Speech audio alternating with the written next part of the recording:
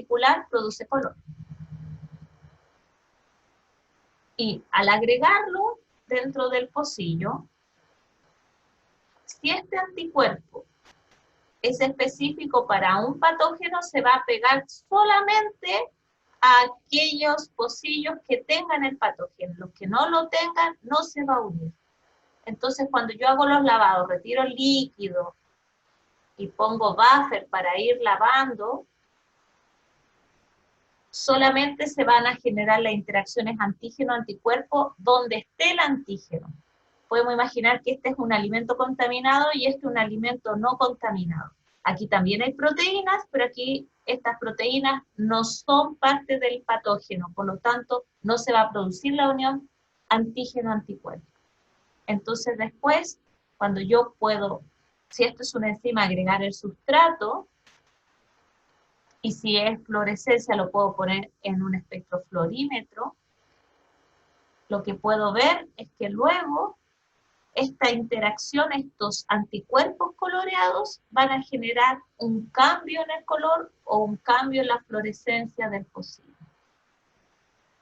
Y eso es lo que yo puedo observar. Como se dan cuenta acá, no hay anticuerpo, por lo tanto no hay cambio de color. En cambio aquí, si hay anticuerpo, hay antígeno, anticuerpo, y el sustrato va a permitir el cambio de la coloración, y de esta manera se ve una placa de lisa, donde hay pocillos positivos y pocillos negativos. ¿Ya? Cuando uno va a hacerse el test del VIH, a uno le ven la presencia del virus, y también se ve la carga de anticuerpos. Se ve la carga viral y también se puede ver qué tanto anticuerpo yo estoy produciendo. Recuerden que el VIH más encima afecta al sistema inmune, por lo tanto afecta nuestra capacidad de producir anticuerpos.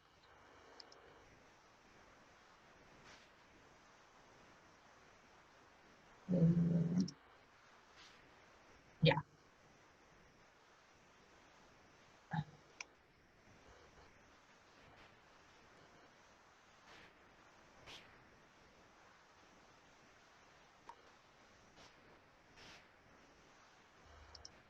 Están muy callados hoy día. Ya, entonces, si nosotros viéramos en detalle una reacción acoplada, podemos tener esto de acá, que es el fondo del pocillo, un virus, una bacteria, una proteína, lo que sea, pegado a este pocillo. Después podemos tener un anticuerpo coloreado, o en este caso, un anticuerpo, y después un segundo anticuerpo que se une al primer anticuerpo y que tiene asociado una enzima que en presencia de un sustrato produce color, y yo todo lo que veo de toda esta interacción molecular es simplemente el cambio de color. Si no se une el virus, ninguna de estas moléculas se une al pocillo, por lo tanto nunca tengo cambio de color. ¿Ya? Esta técnica tiene un problema asociado. ¿De dónde saco yo de dónde se sacan los anticuerpos?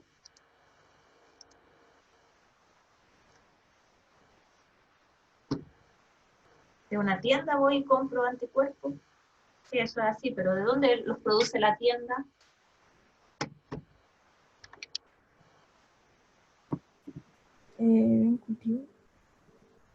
Por parte del sistema inmune. ¿Quiénes tienen sistema inmune? Nosotros. Los animales. Entonces, ¿dónde produzco anticuerpos?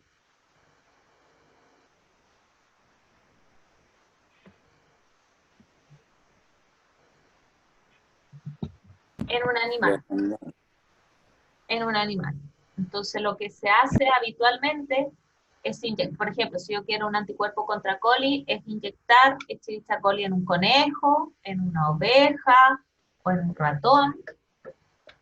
Y bueno, como se hacía antes, era que sacrificaba el animal, tomaba todo el suero, y en el suero iban a estar los anticuerpos porque se estaba defendiendo de esa infección. Y ahí estaban los anticuerpos que se unían específicamente al patógeno. Y eso trae un montón de implicancias éticas y económicas, porque para producir anticuerpos necesito animales y purificaciones posteriores, etc. Ahora no se hace así, bueno, sí tiene un paso por animales, pero posteriormente yo tomo los ganglios de esos animales y separo los linfocitos B, y hago que esos linfocitos B queden inmortales.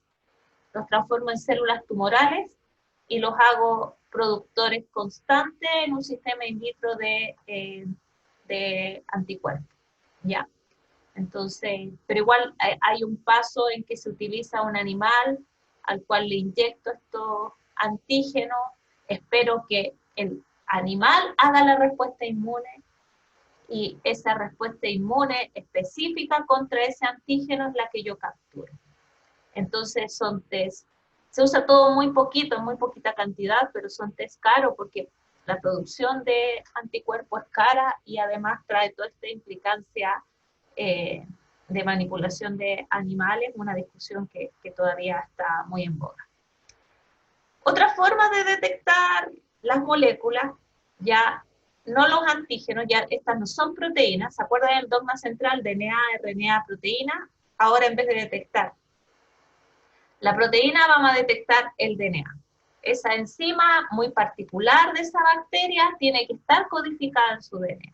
Y por lo tanto nosotros podemos ir a buscar esa secuencia específica de DNA que codifica, por ejemplo, para la triptofanasa. Y la forma de hacerlo es a través del PCR. El PCR me imagino que ya saben lo que es y saben cómo funciona. Lo han escuchado mucho en los últimos 5 meses. Pero solo para poner en el contexto, para poder hacer un PCR, primero se tuvo que determinar que toda la información de las características de los organismos está en el DNA, que el DNA es heredable y que y cómo funciona, cómo se replica y cuál es su estructura.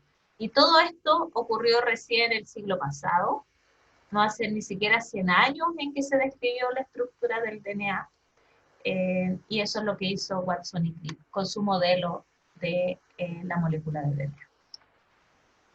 Esto ha permitido un desarrollo de técnicas moleculares gigantescas, estas son súper antiguas, como por ejemplo la corte del DNA por enzimas específicas, en secuencias específicas, la secuenciación, este es el método de secuenciación de Sanger, que ya no se usa muy poquito, ahora se usan las técnicas de secuenciación masiva, como Illumina, por ejemplo, y el PCR. El PCR es una técnica que llegó para quedarse, hay versiones distintas de ella, pero una técnica muy, muy valiosa porque permite la amplificación de un segmento de DNA.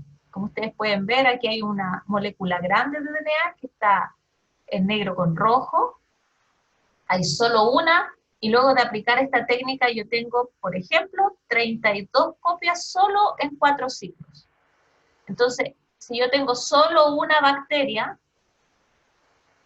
y por lo tanto tiene solamente una copia de este gen rojo, luego tan solo de 4 ciclos, yo tengo 32 copias de ese gen rojo.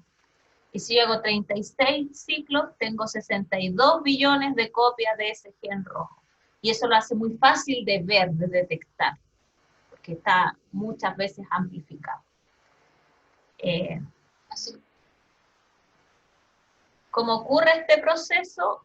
Bueno, este tipo murió ahora, no sé si a principios de este año, a fines del año pasado, Gary Milus, que es el hombre que diseñó esta reacción de cadena de la polimerasa, o PCR, y que se basa principalmente en la replicación del DNA.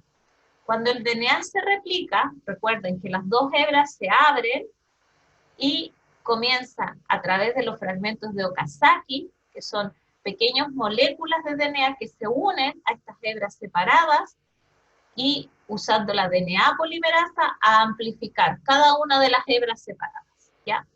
Entonces, tomando ese mismo principio, él diseñó fragmentos de Okazaki, en el fondo diseñó zonas donde iba a haber DNA doble hebra, y por lo tanto las DNA polimerasas se iban a unir solamente ahí, no iban a hacer la amplificación en cualquier parte.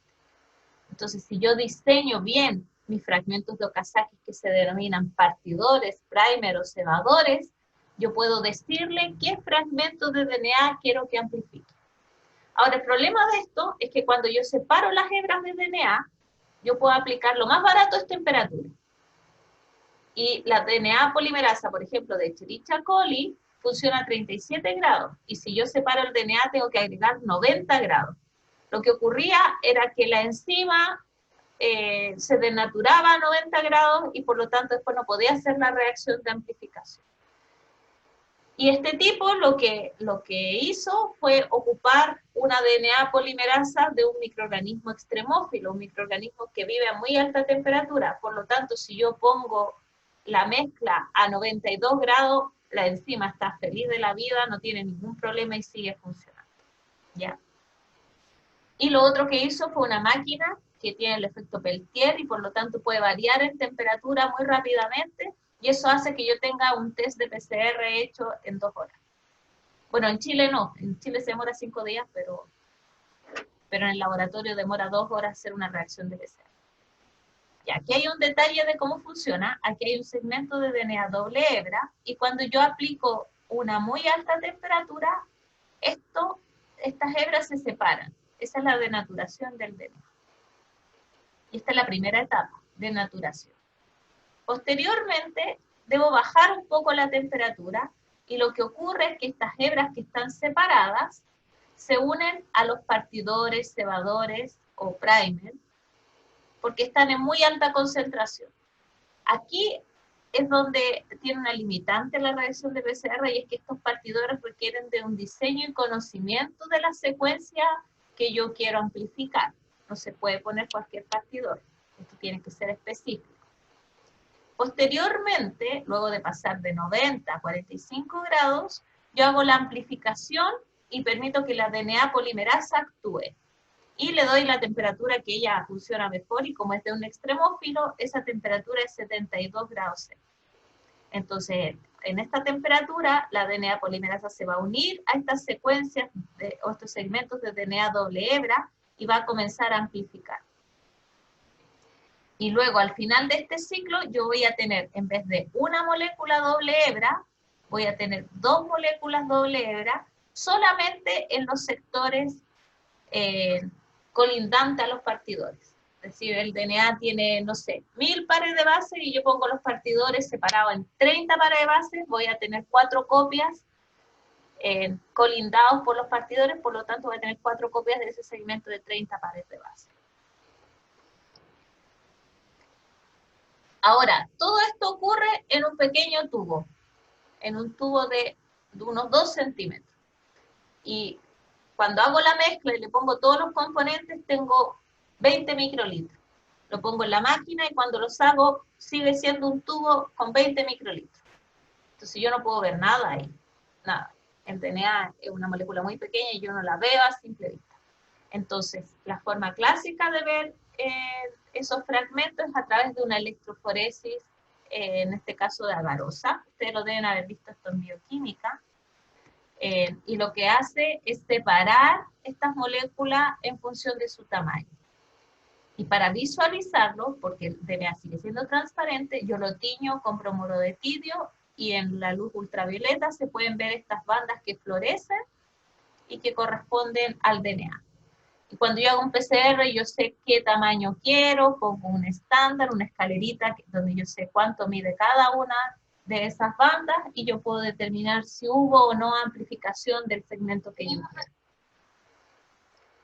Sin embargo, con el tiempo esto ha ido cambiando y ahora lo que se hace para el test del COVID no es PCR normal y una electroforesis, sino que es un real-time PCR en tiempo real, que es un equipo, bueno, este es grande, ahora ya cada vez son más chiquititos, pero lo que yo voy viendo en el computador es cuando van aumentando el número de moléculas amplificadas. ¿Cómo se hace eso? Se hace de 2 formas diferentes. Una de ellas, va a haber solo una, es usando Cybergreen, Evagreen o otros colorantes, que son colorantes fluorescentes.